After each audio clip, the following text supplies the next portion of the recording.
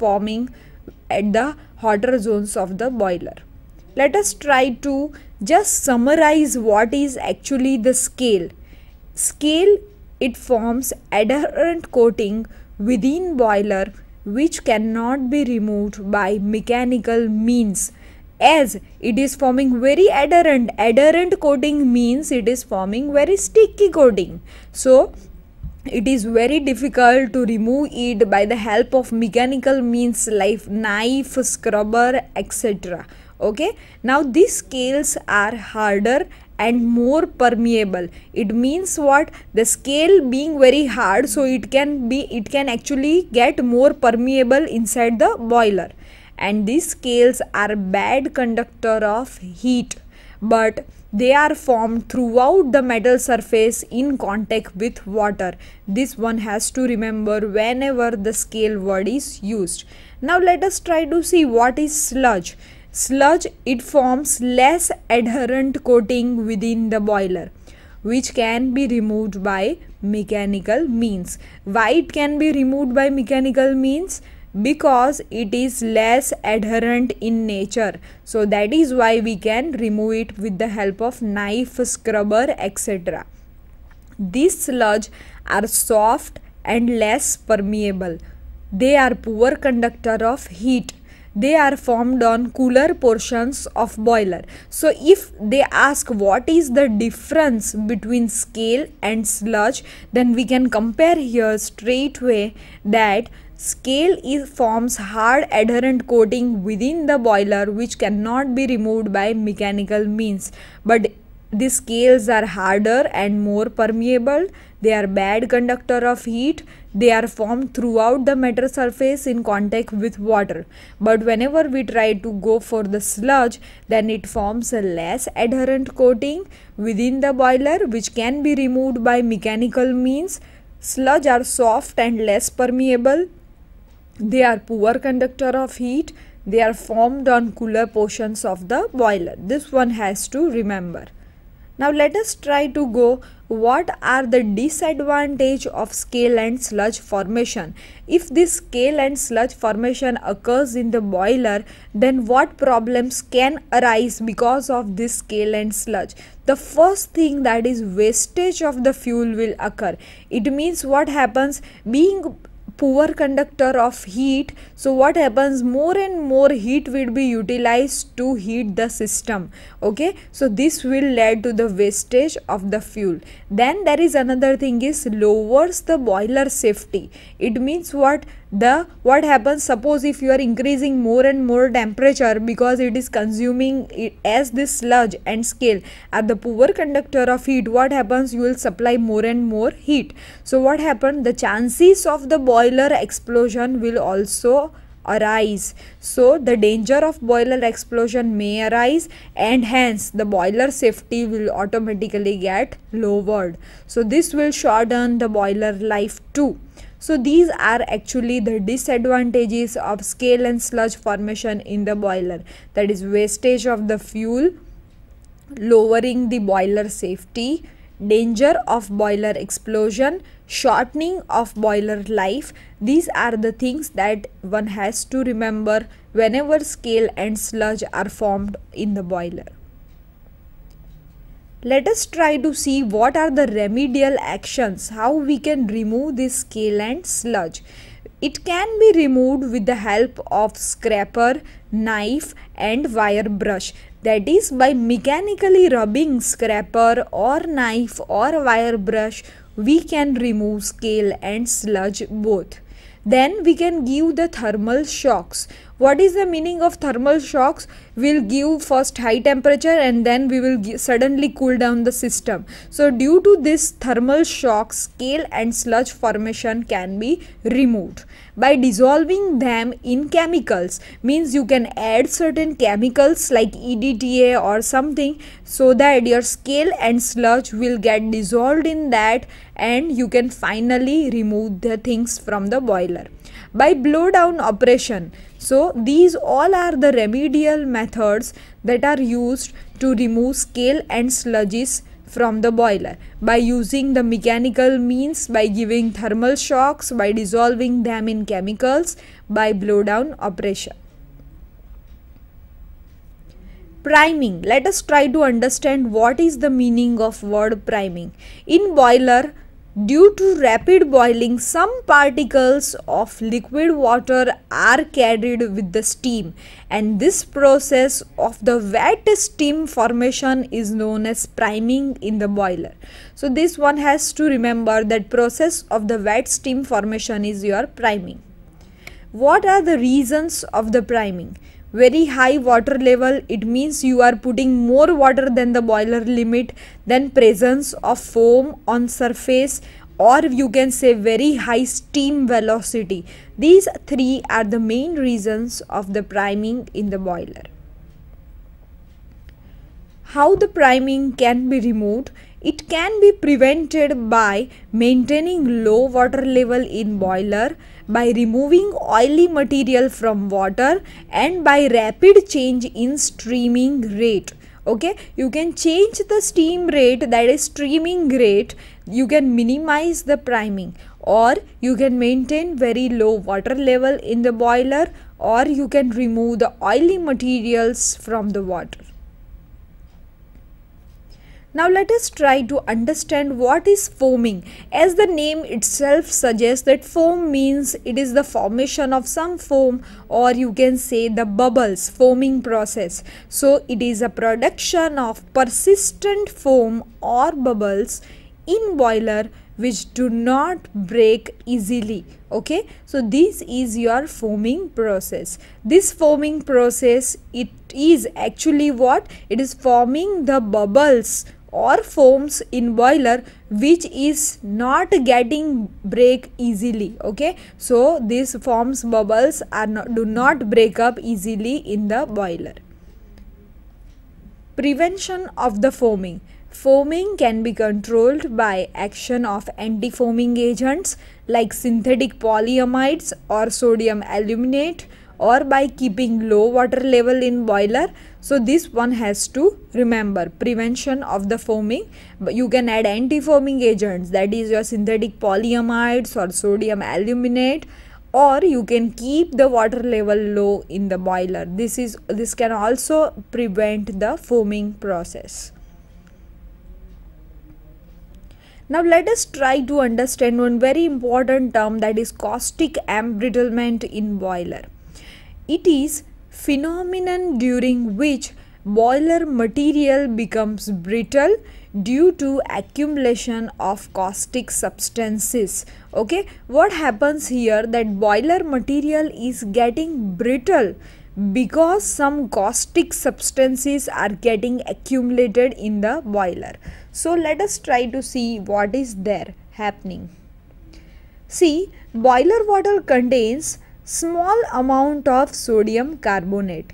At high pressure in boiler, this sodium carbonate breaks up and gives sodium hydroxide and makes boiler more alkaline. Try to understand, boiler water contains a very small amount of sodium carbonate too, and what happens when you are applying very high pressure, this sodium carbonate breaks into sodium hydroxide, and this sodium hydroxide makes the boiler more alkaline in nature. This very dilute alkaline boiler water flows into minute hair cracks and crevices by capillary action. Okay, the small amount of NaOH formed during the process flows into minute hair cracks or crevices by capillary action into the boiler. Here the water evaporates and concentration of caustic soda is going to increase. Okay, this one has to remember whenever you are defining the caustic embrittlement, how the process is occurring. First, what happens? boiler water is containing very small amount of the sodium carbonate. This sodium carbonate at high pressure is going to break into sodium hydroxide and will make the boiler alkaline. Now what happens? This alkaline boiler water flows to minute hair cracks and crevices by capillary action. Here the water evaporates because you are heating continuously boiler. So what happens? Water is going to get evaporate and concentration of the caustic soda will increase in the boiler, and this will lead to damage in the boiler and the process is known as caustic embrittlement. How can we prevent this caustic embrittlement? By using sodium phosphate, by adding tannin or lignin, by maintaining pH of water about 7 to 9, by adding sodium sulfate in boiler water. So these are the remedial actions that one has to take if caustic embrittlement is happening in the boiler. You can prevent it before it occurs, so you can add the chemicals like sodium phosphate, tannin or lignin. The another thing is, it is very essential to maintain the pH of the water used in boiler to 7 to 9 range. You can add sodium sulfate in boiler water too to prevent the caustic embrittlement in the boiler. Now what are the methods that are used for water softening? Let us try to understand the method. In that, we are having basically permutate process, that is also known as zeolite process, and we have ion exchange process, that is known as demineralization process. These are the two processes that we are going to employ in order to make our hard water to soft water. These hard water and soft water concepts we have studied it. That what is hard water? Basically hard water is not going to give the foam with the soap, and soft water is going to give the foam with the soap. But whenever we are trying to classify the hardness, then we have to understand that hardness of the water is classified in two categories. One is temporary hardness, another is permanent hardness. Temporary hardness, for that reason, what is responsible? The salts responsible are calcium bicarbonate and magnesium bicarbonate. For permanent hardness, the salts responsible are, we are having calcium sulfate, magnesium sulfate, calcium chloride, magnesium sulfide. These all the things should be kept very clear in mind before understanding any of these processes. Let us try to move ahead. What is permutate process? Now see, permutate is a synthetic resin. Okay, now what is this resin? You can say that resin is made up of polymer, or you can say a cross-linked polymer. Permutate is a synthetic resin, but when you talk of the word zeolite, that means zeolite is naturally occurring complex silicates. It may be sodium aluminosilicate, for example. This is the example of the zeolite. It is associated with fixed number of the water molecules along with that. So these are the things, that is the zeolite is naturally occurring complex silicates, and permutate is synthetic resin, okay, that is prepared by us.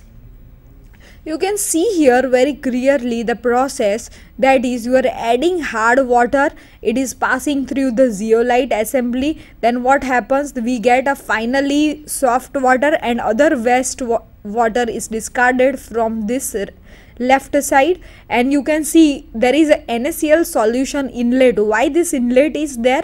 Because whenever your zeolite resin is going to get exhausted after certain hours, so we have to regenerate the resin by using your NaCl solution. That is why a special inlet is provided for this. Now let us try to understand the permutate process. Hard water is allowed to pass through sodium permutate placed in container.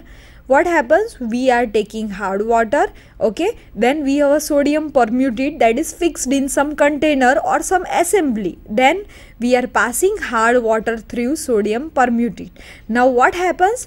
Calcium and magnesium ions react with it, forming insoluble calcium and magnesium permutate.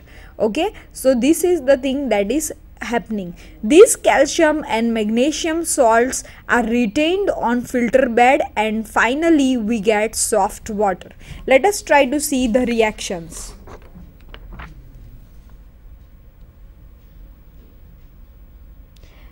What are the reactions here?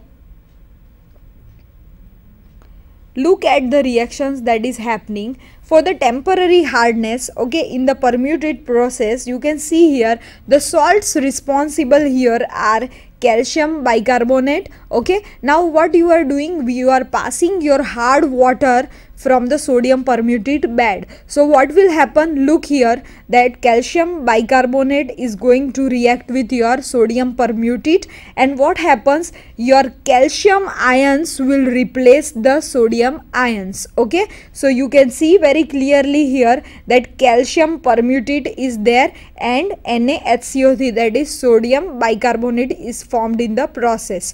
Now very clearly, that is, this reaction is proving that your calcium ions are now retaining on the bed of the permutate. Okay, and whatever water that is coming out is actually the soft water. Look here, you have magnesium bicarbonate and then we have sodium permutate. That is going to give magnesium permutate plus sodium bicarbonate. This is proving that your calcium and magnesium ions are getting replaced by your sodium ions. Okay, and finally we are getting the soft water. Let us try to understand for permanent hardness how this permutate process is working. Look here very clearly. You know that for permanent hardness, salts are responsible: calcium chloride, magnesium chloride, calcium sulfate, magnesium sulfate. Okay, these are four are the salts that are responsible for the permanent hardness. Now what you are doing for permanent hardness, you are passing this hard water on the sodium permutate bed. Let us try to understand the reaction. You have a calcium ion that is going to get replaced by the sodium ion. Look here, calcium place will be taken by sodium, sodium place will be taken by calcium. So we are having finally calcium and magnesium ions are retained on the bed of the permutate, and then we are getting the water that is coming out, that is, you can see here, salt is formed in the process. Okay, see here, same way you can see magnesium chloride is going to react with sodium permutate. We have magnesium ion getting retained on the bed of the permutate and plus 2 NaCl. Same way calcium sulfate, okay, plus sodium permutate, we have calcium permutate and then we have sodium sulfate. Okay, same thing is for magnesium sulfate plus sodium permutate, we have magnesium